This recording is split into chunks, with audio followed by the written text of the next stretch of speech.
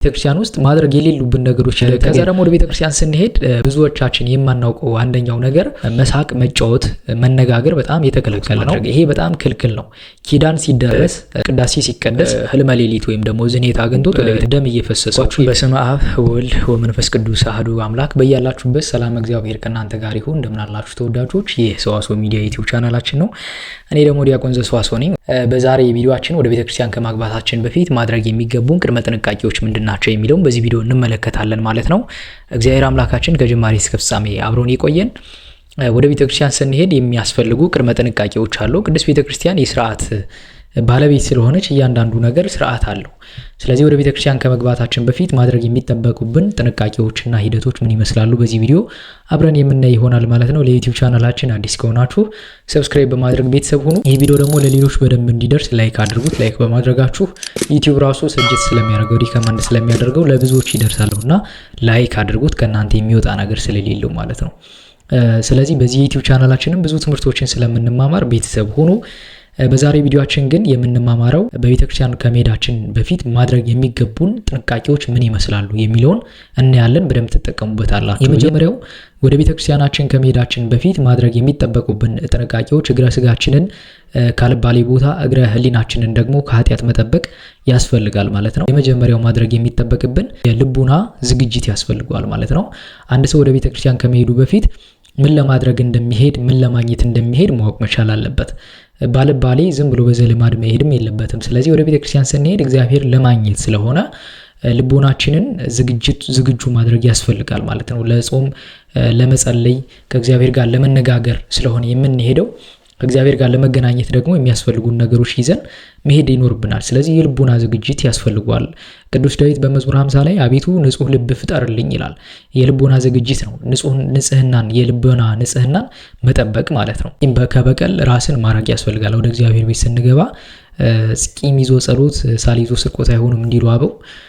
መጀመሪያ ወደ ቤተክርስቲያን ስንሄድ ለጸሎት ስለሆነ ልንተጋ ስለሆነ የምንሄደው ከእግዚአብሔር ጋር ለመነጋገር ስለሆነ የልቦና ንጽህና ራሳችንን ንጹህ ማድረግ ያስፈልጋል ማለት። ሌላኛው ወደ ቤተክርስቲያን ስንሄድ ወይም ደግሞ ስንገባ ንጹህ ልብስ ለብሰን መግባት መቻል አለብን። ልብሳችን ንጹህ መሆን መቻል አለበት። በተቻለን መጠን ያለንን ልብስ ቤተክርስቲያን ነጭ እንድንለብስ ትፈልጋለች። ያው ነጭ የሁሉም ነጠላ ስለሆነ ነጠላ አድርገን እሱን እንመጣበታለን። በኋላም ላይ ነጠላችንን ለብሰን መሄድ እንችላለን። ግን ልብሳችን ንጹህ መሆን መቻል አለበት። ነገር ግን አንድ ሰው የሚቀይረው ልብስ ባይኖርበት፣ ለምሳሌ አንድ ነዳይ ወደ ቤተክርስቲያን የተቀደደ ልብስ ለብሶ ቢገባ፣ ምንም ልብስ የሌለው ቢገባ፣ አንድ ነዳይ ይዞ ወደ ቤተክርስቲያን ይሄንን አድርጎ ቢገባ መከልከል አንችልም። ያለውን ስለሆነ ለብሶ የገባው። ግን በተቻለን መጠን ያንን ማድረግ የምንችል ግን ልብሳችን በንጽህና የተጠበቀ መሆን መቻል አለበት ማለት ነው። ልብሳችን ንጹህ እንዲሆን ቤተክርስቲያን ትፈልጋለች። እሱን አድርጎ መግባት። ሌላኛው ወደ ቤተክርስቲያን ስንገባ ነጠላ ልብሰን አድርገን መግባት። ይሄ ሁሉንም የሚያስማማ ነው። ነጠላ ለሁላችንም የሚሆን ያለባበስ ስርዓት ነው። ስለዚህ ነጠላችን አድርገን ብዙ ጊዜ በወንዶች ዙሪያ አይዘወተርም ይሄ። ቤተክርስቲያን ግን ስንሄድ ነጠላ አድርገን እንድንመጣ ትፈልጋለች። ስለዚህ ነጠላ መልበስ ያስፈልጋል። ወንዶቹ ግን ብዙ ጊዜ የለመደብን ወደ ቤተክርስቲያን ለመግባት ስናስብ ያለ ነጠላ እንሄዳለን። ወደ ቤተክርስቲያን ለመግባት ለማስቀደስ የምናስብ ከሆነ ነጠላ አድርገን የሚሄድ ግዴታ አለብን ማለት ነው። እሱ በስርዓተ ቤተክርስቲያን የተቀመጠ ነው። ነጠላ አድርገን መልበስ አለብን ማለት ነው። ነጠላችን ከቀኝ ወደ ግራ፣ ከግራ ወደ ቀኝ አድርገን አጣፍተን ልክ እንደዚህ በዚህ መሰረት እንሄዳለን ማለት ነው። መጀመሪያ በዚህኛው በኩል ቀኝ ነው ከገነት ወደ ሲኦል መግባታችን ምሳሌ ነው። ከዛም በኋላኛው ዘመን እግዚአብሔር አምላክ ወደ ገነት እንደመለሰን ወደ መንግስተ ሰማያት እንደመለሰን ለማሳየት ነው። ከግራ ወደ ቀኝ እንለብሳለን ማለት ነው። ቀኝ የነበርን ወደ ግራ ሄድን። ከዛ እግዚአብሔር አምላክ ደግሞ ወደ ቀኝ መለሰን ለማለት ነው። እሱን አድርገን ወደ ቤተክርስቲያን መግባት ያስፈልጋል ማለት ነው። በትምህርተ መስቀል አምሳል ለብሰን መግባት። እንዲሁ ዝም ብለን ጠቅልለን ነጠላችንን መልበስ እና መግባት የለም። ነጠላ ለበሱ ስለተባለ ተጠቅልሎ መግባት የለበትም። በስርዓቱ ለብሰን ወደ ቤተክርስቲያን እንገባለን። ይህን ማድረጋችን በነገራችሁ ላይ እግዚአብሔርን የበለጠ ባከበርነው ቁጥር የበለጠ ክብር ስለሚሰጠንና እኛን የበለጠ ወደ እርሱ ስለሚያቀርበን ነው እንጂ ለእግዚአብሔር ጉዳይ ሆኖ አይደለም። ይሄ ነገር የሥርዓት አምላክ ስለሆነ እግዚአብሔር ስርዓቱን ጠብቀን በሄድን ጉድ መታዘዛችንን ለማየት ስለሆነ እሱን ጠብቀን መሄዳችን ደግሞ የበለጠ ክብር ያስገኝልናል ማለት ነው። ስለዚህ ነጠላ ለብሶ ወደ ቤተክርስቲያን መግባት ተገቢዎቻችን የማናውቀው አንደኛው ነገር የተቻለን ያለን አንድ ሰው መባ ይዞ ወደ ቤተክርስቲያን ይዞ መግባት ጧፍ ሊሆን ይችላል። ማስቀደሻ ጧፍ፣ ዕጣን፣ ዘቢብ የተለያዩ የንዋየ ቅድሳትን የምንችለው መባ ይዞ ወደ ቤተክርስቲያን መሄድ ያስፈልጋል። ለማስቀደሻ የሚሆን ዕጣን፣ ጧፉ፣ ዘቢብ ይዘን ልንሄድ እንችላለን ወደ ቤተክርስቲያን ማለት ነው። ስለዚህ የምንችለውን አሁን አቅማችን የፈቀደውን ለቤተክርስቲያን ማድረግ ያስፈልጋል ማለት ነው። ስለዚህ መባ ወደ ቤተክርስቲያን ይዞ መሄድ አንደኛው ቤተክርስቲያን የምታዘን ትልቁ ጉዳይ ነው ማለት ነው። ብዙዎቻችን አልተለመደም በእርግጥ ይሄ ነገር፣ ግን ወደ ቤተክርስቲያን ስንሄድ ይህንን ነገር ይዞ መግባት ያስፈልጋል ማለት ነው። ግን ይሄ ግዴታ ብቻ ሳይሆን እንደ ፍቅር አድርጋችሁ እንድትመለከቱት ያስፈልጋል። ላለው አይደል የሚጨመርለት፣ ስንሰጥ ይጨመርልናል። እግዚአብሔር ሰጥቶን ለእግዚአብሔር የሚገባውን ነገር ደግሞ ማድረግ ግዴታችን ነው። በፍቅር ያንን እናድርገው ለማለት ነው። ሌላኛው ደግሞ ማድረግ የሚጠበቅብን ወደ ቤተክርስቲያን ደጃፍ ላይ ወይም ደግሞ ደጀ ሰላሙ ላይ ስንደርስ አማትበን ተሳልመን መግባት። ዝም ብሎ ጅው ተብሎ ወደ ቤተክርስቲያን ቅጽር ግቢ አይገባም። አማትበን ቤተክርስቲያን ቅጽሯም የክርስቶስ አካል ነው። ቤተክርስቲያን የክርስቶስ አካል ናት። ጉልላቷ ክርስቶስ ነው። ስለዚህ ደጀ ሰላሟን ስንሳለም ክርስቶስን እየተሳለምን እንደሆነ ማሰብ መቻል አለብን። ወደ ቤተክርስቲያን ደጅ ስንቀርብ 3 ጊዜ አማትበን ደጀ ሰላሟን ተሳልመን መግባት ማለት ነው። ከዛ ወደ ቤተ መቅደስ ስንገባ ደግሞ 3 ጊዜም 5 ጊዜም 7 ጊዜም ሰግደን እንገባለን። ያው በሩ ላይ መጀመሪያ 1 ጊዜ እንሰግዳለን። ከዛ ወደ ውስጥ ገብተን ደግሞ 3 ጊዜ 5 ጊዜ 7 ጊዜ ልንሰግድ እንችላለን ማለት ነው። እንደ ሁኔታው እሱን አድርገን ወደ ቤተክርስቲያን መግባት ያስፈልጋል ማለት ነው። ከዛ ቤተክርስቲያን ውስጥ ማድረግ የሌሉብን ነገሮች ደግሞ ሁላችሁም የምታውቁት ጫማ አድርጎ ወደ ቤተክርስቲያን አይገባም ማለት ነው። ጫማችን አድርገን ወደ ቤተክርስቲያን መግባት በጣም የተከለከለ ነው። ሁላችንም ይህንን ሕግ የምናውቀው ይመስለኛል።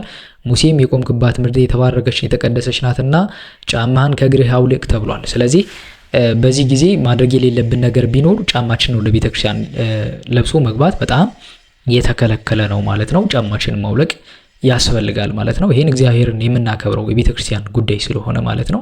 እግዚአብሔርን ባከበርን ቁጥር ደግሞ እንከብራለን ማለት ነው። ጫማችን ከእግራችን አውልቀን መግባት ያስፈልጋል ማለት ነው።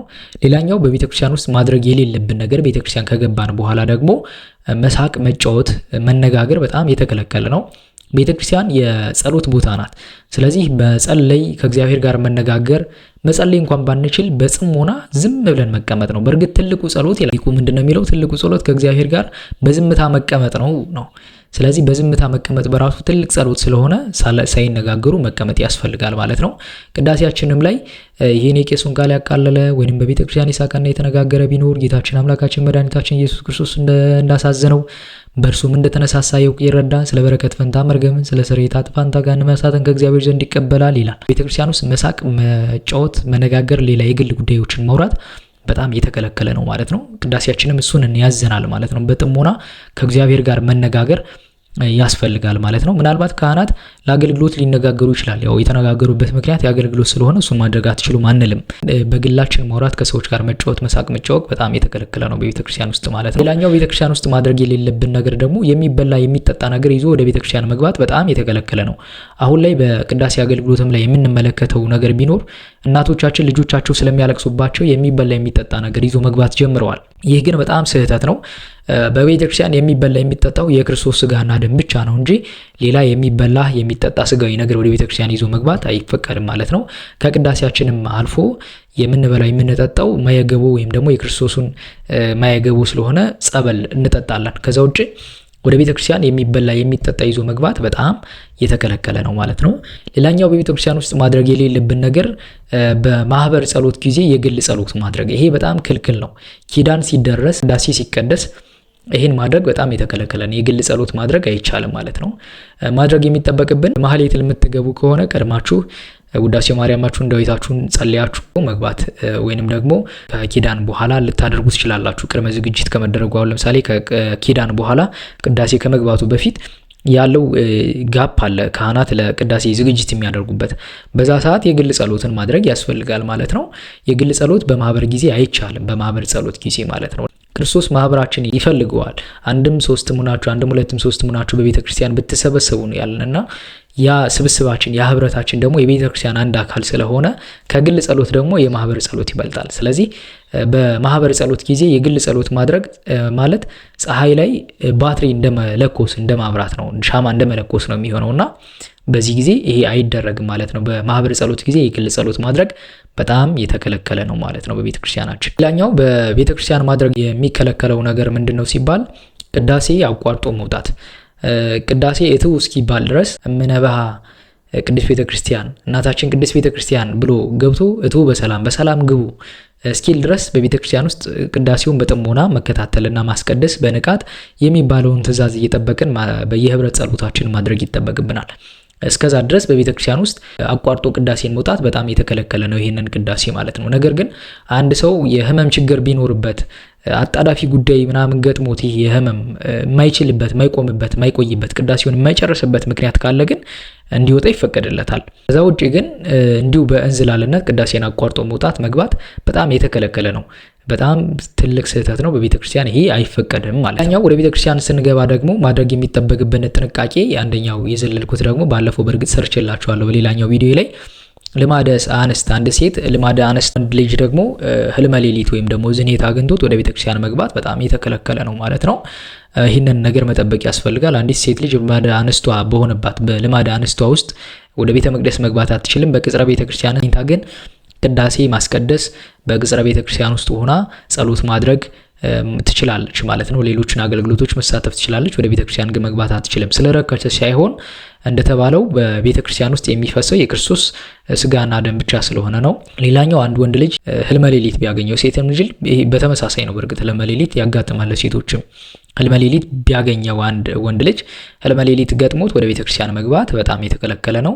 በሚቀጥለው ቀን ታጥቦ ራሱን አንጽቶ ወደ ቤተክርስቲያን መግባት ይችላል ማለት ነው። ሌላኛው ግን አንድ ሰው ወደ ቤተክርስቲያን መግባት የማይችለው ደም እየፈሰሰው ካለ ለምሳሌ እጁ ቢደማ ነስር ቢነስረው ወደ ቤተክርስቲያን ደም እያፈሰሰ መግባት አይቻልም።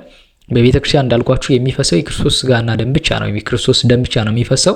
ስለዚህ በዚህ ጊዜ ወደ ቤተክርስቲያን መግባት በጣም የተከለከለ ነው ማለት ነው። ወደ ቤተክርስቲያን ስንገባ የሚጠበቅብን ጥንቃቄ የሌሊት ልብሳችንን መልበስ በጣም የተከለከለ ነው። ልብሳችን የራሱን ችሎ የቅዳሴ ልብስ ወይም ደግሞ በቀን የምንለብሰው ልብስ ሆኖ ንጹህ መሆን መቻል አለበት እንጂ የሌሊት ልብሳችንን ለብሰን ያደርነው ልብስ ይዞ ወደ ቤተክርስቲያን መግባት በጣም የተከለከለ ነው። እሱን ጥንቃቄ ማድረግ ያስፈልጋል ማለት ነው። ሌላኛው የመጨረሻው ግን ቤተክርስቲያን ውስጥ ሊደረጉ የሚገቡ ጥንቃቄዎች አብዝቶ በልቶ ጠጥቶ ወደ ቤተክርስቲያን መግባት በጣም የተከለከለ ሰው ለቤተክርስቲያን አትጠጥ ብላ አታስተምርም። ነገር ግን አትስከሩ ትላለች። ቅዱስ ጳውሎስ ለጢሞቴዎስ ያለው መልእክት አለ፣ ለሆድህ ይሆን ዘንድ ወይን ጠጣ ይላል። ግን በመጠኑ ነው ያም ቢሆን እንጂ አብዝቶ ሰክሮ ወደ ቤተክርስቲያን መግባት በጣም የተከለከለ ነው። በአጠቃላይ ወደ ቤተክርስቲያን ሲገባ መጠጥ ተጠጥቶ አይገባም። አፋችን እየሸተተ ሰውነታችን እየሸተተ መግባት መቻል የለብንም። አንድ ሰው አብዝቶ በልቶ ጠጥቶም አይገባም። በጣም ከሚገባው በላይ በልቶ መግባት አይችልም ወደ ቤተክርስቲያን ማለት ነው። እሱ በጣም የተከለከለ ነው። በእርግጥ ወደፊት በቪዲዮ በደንብ መመጣበት ይሆናል። ክርስቲያናዊ የአመጋገብ ስርዓት አለን ራሱን ችሎ የአመጋገብ ስርዓት ስላለው ክርስቲያናዊ ስነ ምግባር ስላለው እሱን በሌላ ቪዲዮ እንመጣበታለን። ነገር ግን አብዝቶ በልቶ ጠጥቶ ወደ ቤተክርስቲያን ጠጥቶ በልቶ መግባት በጣም የተከለከለ ነው። ሌላኛው ግን ወደ ቤተክርስቲያን እርሰ ጉዳይ እንዲሆነን በሚቀጥለው ቪዲዮ መመጣበት ራሱን ችሎ አንድ ሰው ሩካቤ ፈጽሞ ባልና ሚስት ሩካቤ ፈጽሞ በስንተኛው ቀን ወደ ቤተክርስቲያን መግባት የሚችለው እሱ ብዙ ኢሹ የሚያስነሱ ጉዳዮች ስላሉት በደንብ ሰፋ አድርጌ በሌላ ቪዲዮ እመጣለሁ ማለት ነው። ለዛሬ ግን በዚህ ይበቃናል። አቤቱ ቅዱስ እግዚአብሔር አምላካችን በአንድ ልጅህ በጌታችን በመድኃኒታችን በኢየሱስ ክርስቶስ በእርሱ ያለ ጽን ክብር ላንተ ይገባል። ከእርሱም ጋራ ከመንፈስ ቅዱስም ጋራ ትክክል የሚሆን ዛሬም ዘወትርም ለዘላለሙ አሜን። የቤተክርስቲያን ስርዓቷ ይሄ ነው። ስርዓትን እንጠብቅ፣ እግዚአብሔርን እናክብር። ይህን ቪዲዮ ደግሞ ለሌሎች ሼር አድርጉላቸው። ይቆየን። በያላችሁበት ሰላም እግዚአብሔር ከእናንተ ጋር ይሁን።